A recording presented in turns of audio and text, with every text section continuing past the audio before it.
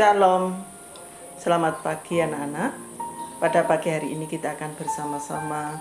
Sebelum memulai kalian dalam pembelajaran, kita akan merenungkan firman Tuhan terlebih dahulu. Dan sebelumnya kita berdoa. Mari kita berdoa. Bapa yang bertata dalam kerajaan surga, Bapa yang kami sembah di dalam nama Tuhan Yesus Kristus, pada pagi hari ini kami mengucap syukur di hadapan Engkau ya Tuhan, karena hanya kasih penyertaan pemeliharaan-Mu saja kami boleh ada hingga sampai pada saat ini. Kami mengucap syukur setiap kekuatan dan kesehatan yang boleh Engkau anugerahkan buat kami semua, sehingga kami boleh melaksanakan tugas dan tanggung jawab kami sebagai siswa dalam menyelesaikan tugas kami masing-masing.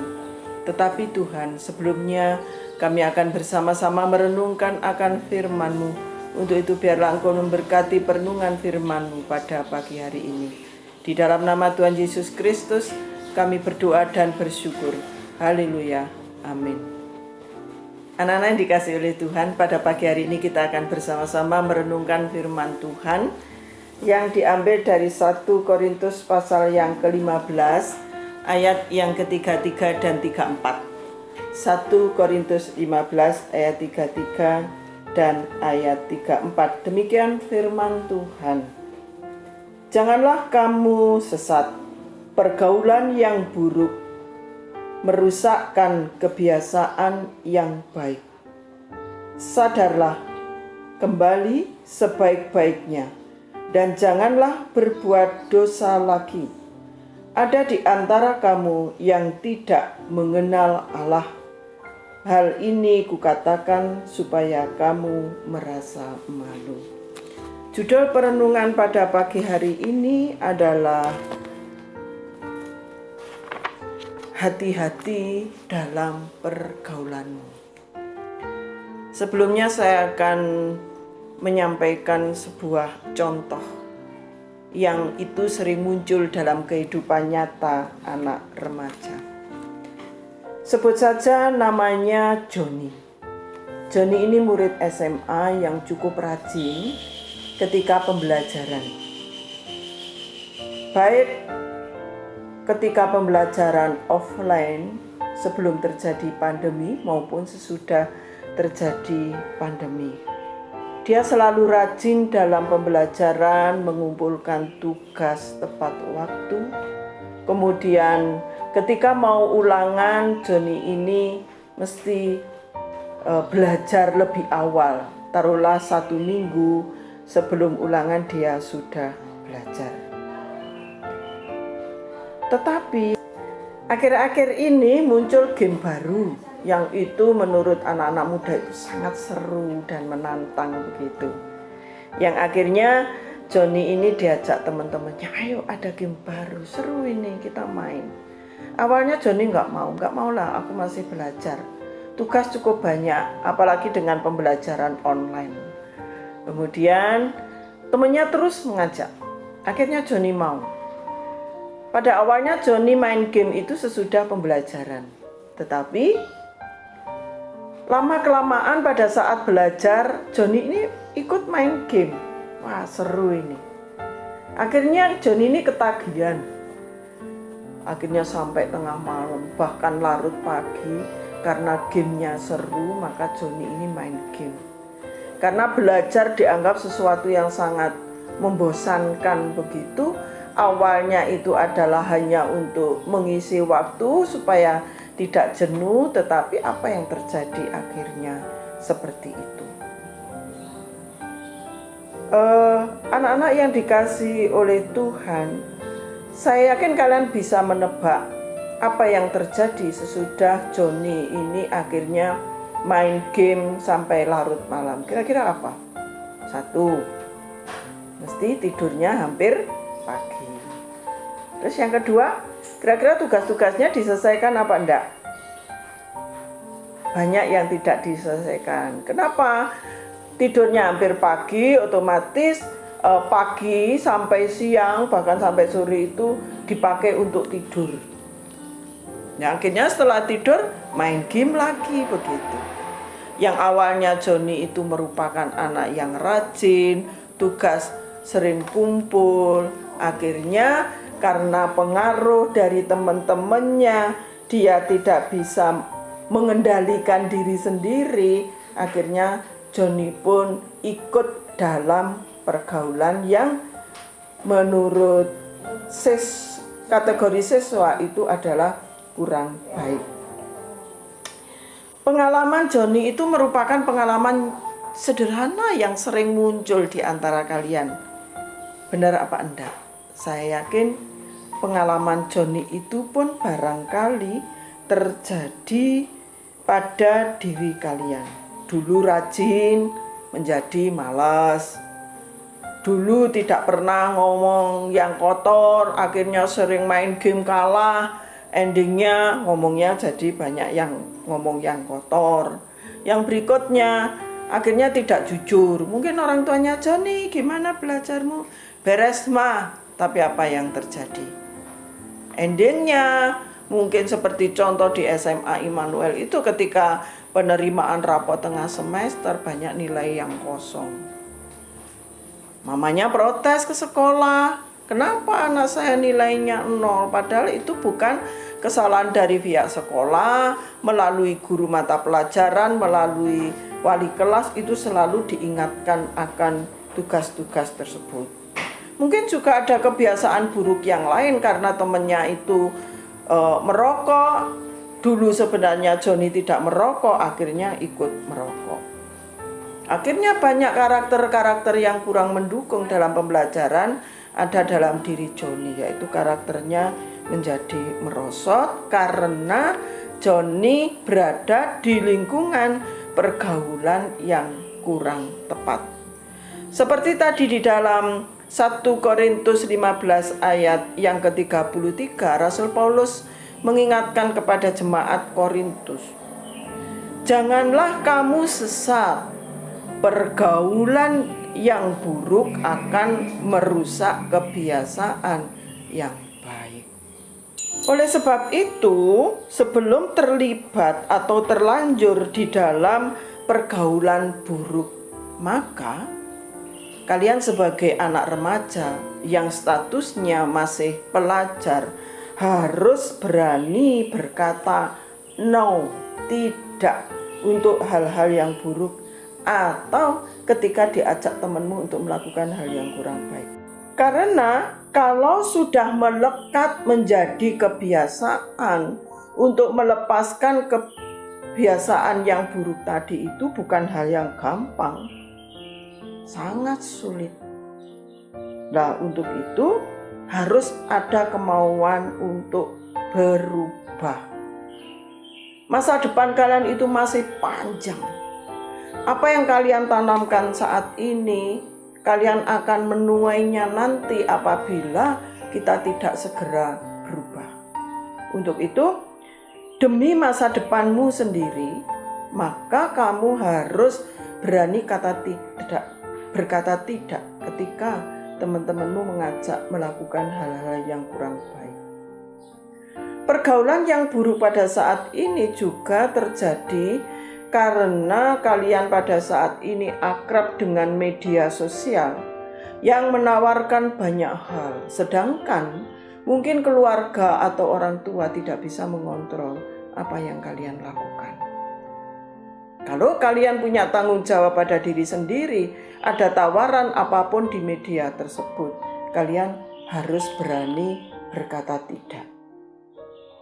Untuk itu, bagaimana supaya kita bisa berubah dari kebiasaan buruk tadi? Karena judul renungan pada saat ini adalah hati-hati dengan pergaulan. Yang pertama, langkah yang pertama, kita harus berdoa kepada Tuhan.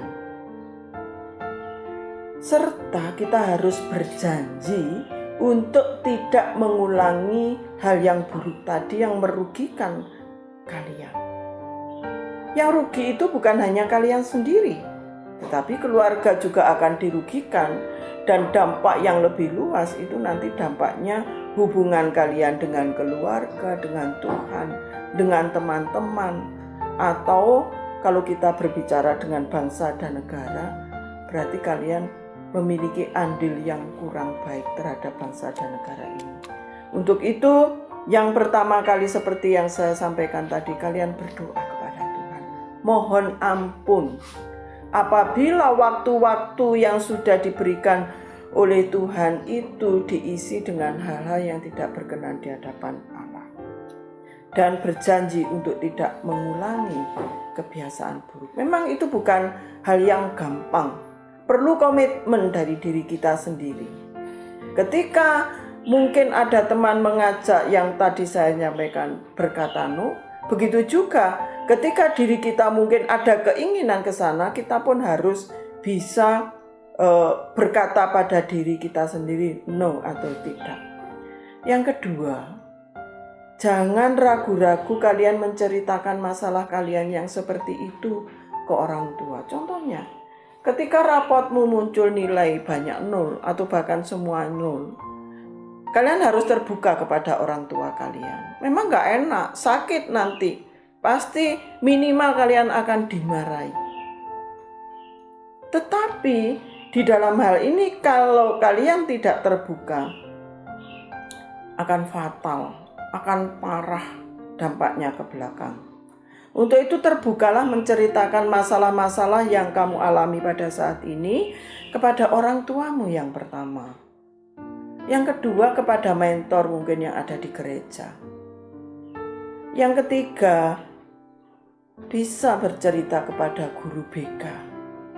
Mereka akan membantu kalian mencari jalan keluarnya. Jangan diatasi sendiri. Secara manusiawi, ketika kita berada di dalam masalah yang berat, itu kita sering stres, putus asa karena kita berusaha untuk mengatasi sendiri. Untuk itu, kalian datanglah kepada orang-orang yang terdekat, yang mungkin menurut kalian bisa kalian percaya untuk memberikan jalan keluar terhadap permasalahan yang kalian hadapi. Yang ketiga, ikut kegiatan positif. Ikut klub, contohnya klubnya musik, olahraga, basket, voli, kemudian mungkin berenang, goes ya istilahnya itu. Nah, maka itu akan mengalihkan mungkin kebiasaan-kebiasaan buruk tadi untuk menuju hal yang baik ketika kalian ikut dalam kegiatan yang positif. Yang tidak kalah penting dengan itu semuanya adalah kalian melibatkan diri dalam kegiatan di gereja. Karena kalau kalian aktif dalam bergereja, anak-anak minimal tidak mungkin di gereja itu melakukan hal-hal yang tidak baik. Pasti meskipun mungkin anak remaja di gereja itu main musik atau yang lainnya, tetapi di gereja itu lebih banyak positifnya daripada negatif. Bagi yang sudah terkena dalam pergaulan buruk tadi, atau maka kalian harus terus menjaga kewaspadaan kalian, terus berjaga-jaga, terus stay positif istilahnya. Tetapi bagi yang belum terkena dalam pergaulan buruk, maka kalian harus menghindari bagaimana supaya tidak terjadi pergaulan buruk di situ. Lebih baik kalau kalian mampu menjadi terang, mencerahkan teman-temanmu yang berbuat buruk tadi. Karena di dalam ayat 34 di situ dikatakan sadarlah kembali sebaik-baiknya dan janganlah berbuat dosa lagi. Ada di antara kamu yang tidak mengenal Allah. Hal ini kukatakan supaya kamu merasa malu. Supaya paling tidak malu pada diri sendiri kalau orang lain gak ngerti begitu. Kemudian bagi kalian anak-anak remaja, kembangkan potensi dan bakatmu. Cari potensiku itu apa sih?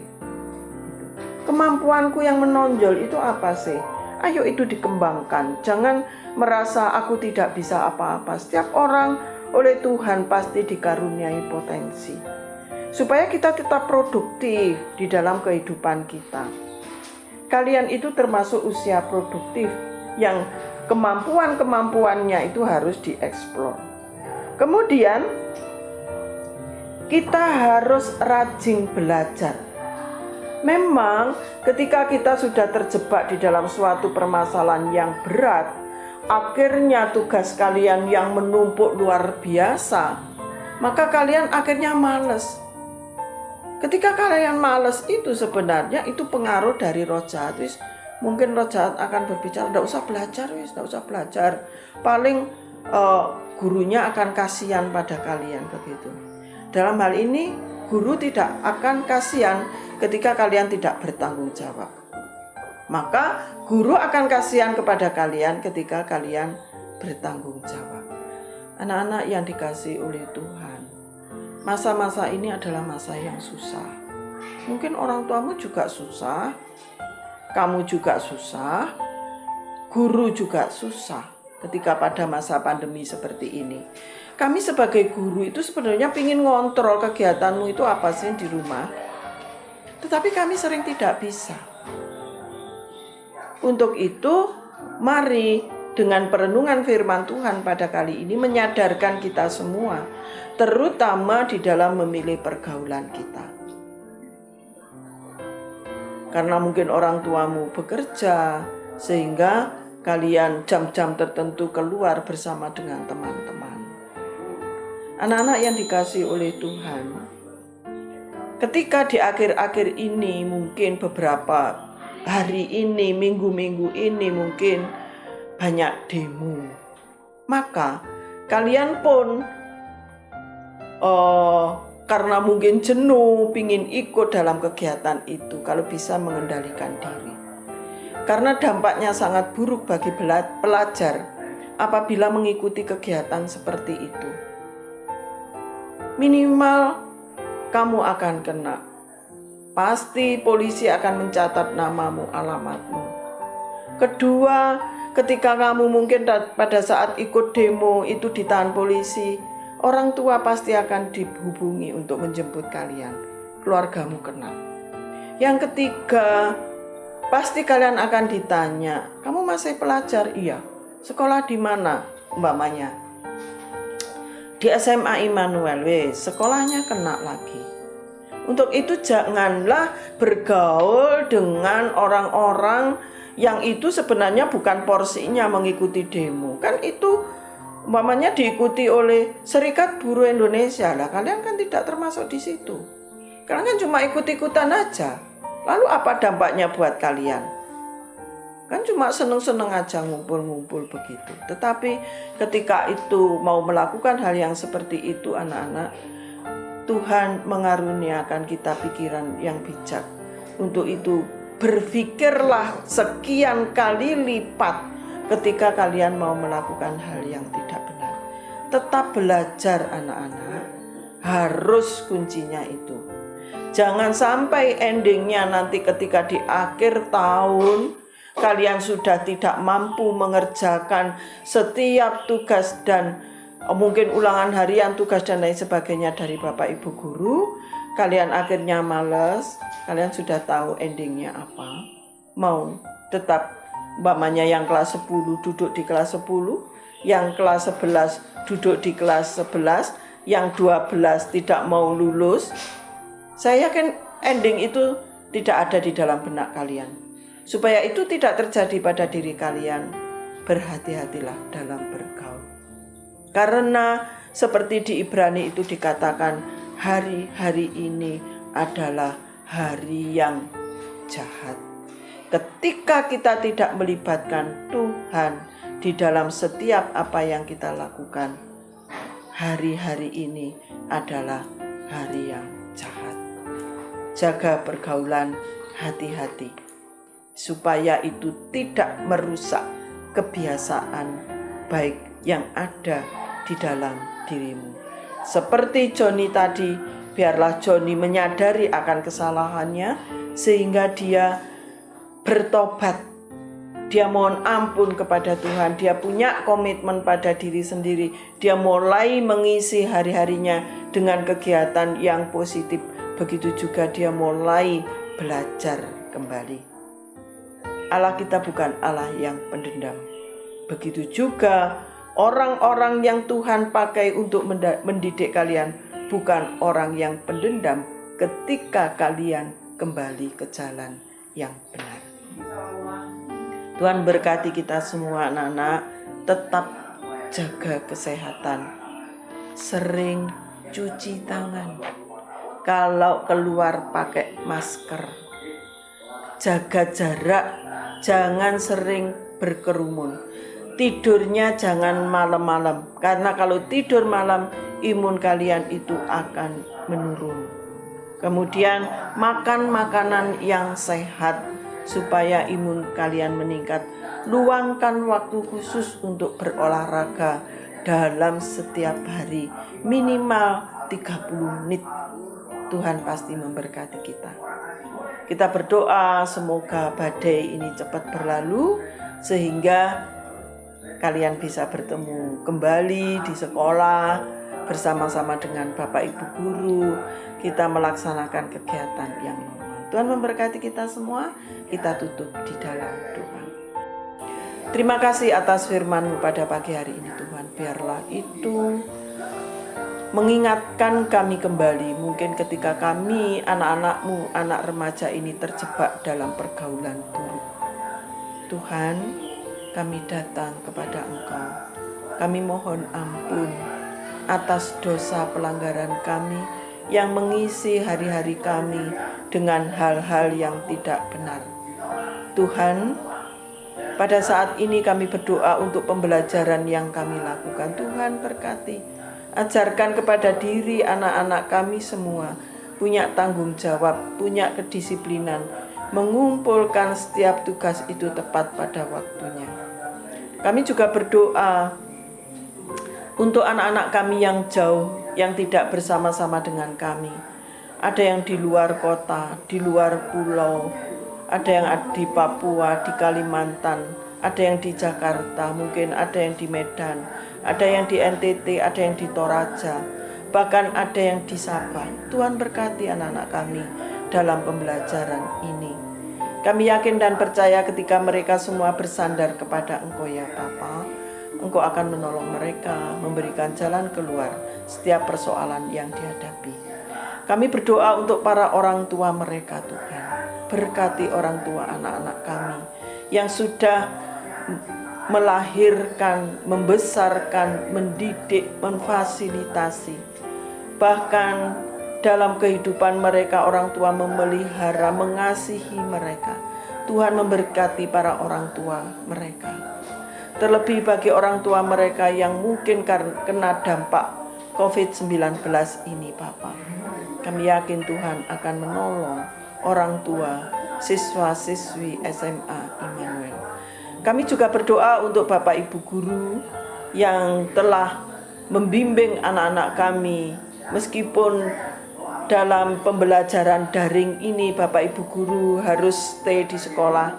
Tuhan memberkati Bapak Ibu guru, beri kekuatan dan kesehatan di dalam menjalankan tugas dan tanggung jawabnya sebagai pendidik. Terima kasih Tuhan. Inilah doa permohonan kami. Kesemuanya itu hanya kami minta di dalam nama Tuhan Yesus Kristus. Haleluya. Amin.